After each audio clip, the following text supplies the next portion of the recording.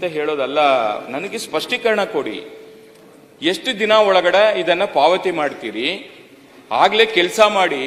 ಕಾಂಟ್ರಾಕ್ಟರ್ಗಳು ಈಗಲೇ ಏನೇನು ಮಾಡ್ತಾ ಇದ್ದಾರೆ, ಎಷ್ಟು ಕಷ್ಟದಲ್ಲಿದ್ದಾರೆ ಅಂತ ಹೇಳಿ ತಮಗೂ ಗೊತ್ತಿದೆ.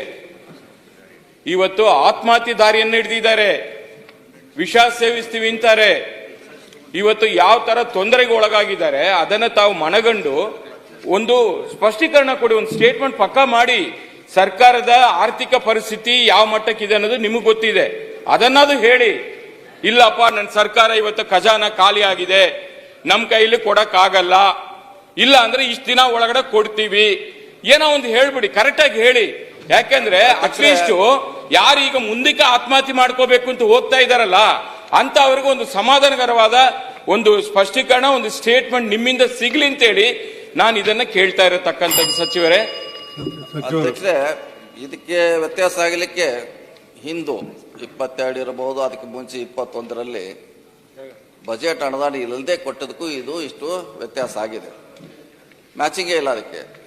ನಿಮಗೆ ಗೊತ್ತಿದೆ, ಅದು 23ರಲ್ಲಿ ಸುಮಾರು ದುಡ್ಡನ್ನ ಅನುದಾನ ಇಲ್ಲದೆ ಕೊಟ್ಟದಕ್ಕೆ ಇದು ವ್ಯತ್ಯಾಸ ಆಗಿದೆ. ಆದರೂ ಕೂಡ ನಾವು ಕೆಲಸ ಮಾಡಿದ್ದಾರೆ, ಅವರು ಬಜೆಟ್ ಇಲ್ಲದೆ ಹೋದ್ರೆ ಕೆಲಸ ಮಾಡಿದ್ದಾರೆ.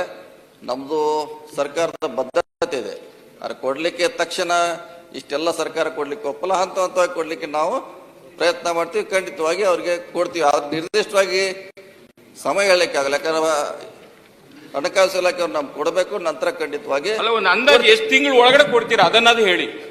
ಇನ್ನು ಎಷ್ಟು ತಿಂಗಳು ಬೇಕಾಗುತ್ತೆ ನೋಡಿ, ಅದನ್ನದು ಹೇಳಿ. ಇದಕ್ಕೆ ಬಜೆಟ್ ಸಪೋರ್ಟ್ ಇಲ್ಲ, ನೀವು ತಿಳ್ಕೊಳ್ಳಿಕ್ ಪ್ರಯತ್ನ ಮಾಡಿ. ಬಜೆಟ್ ಅಲ್ಲ, ನೀವು ಬಜೆಟ್ ಅಲ್ಲಿ ಇಟ್ಟಿರತಕ್ಕಂತ ಹಣ ಇದು ಇಲ್ಲ. ಹಿಂದಿನ ವರ್ಷ 24, 23, 24ರಲ್ಲಿ ಸಭಾಪತಿಗಳೇ, ಒಂದ್ ನಿಮಿಷ ಅವ್ರ ಉತ್ತರ ನನಗೆ ಸಮಾಧಾನ ಇಲ್ಲ, ದಯಮಾಡಿ ಹೇಳ್ತೀನಿ. ನಾನ್ ಕೇಳ್ತಾ ಇರೋದು, ಕಾಂಟ್ರಾಕ್ಟರ್ ಗುತ್ತಿಗೆದಾರರು ಆತ್ಮಹತ್ಯೆ ದಾರಿ ಹಿಡಿದಿದ್ದಾರೆ.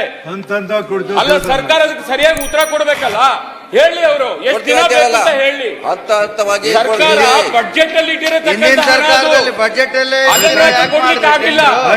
ಹಂತ ಹಂತವಾಗಿ ಕೊಡ್ತೀವಿ, ಹಂತ ಹಂತವಾಗಿ ಕೊಡ್ತೀವಿ. 20,000 ಕೋಟಿ ದಿಢೀರ್ ಅಂತ ಹೇಳಿ ಹಂತ ಹಂತವಾಗಿ ಕೊಡ್ತೀವಿ, ಖಂಡಿತವಾಗಿ ಕೊಡ್ತೀವಿ.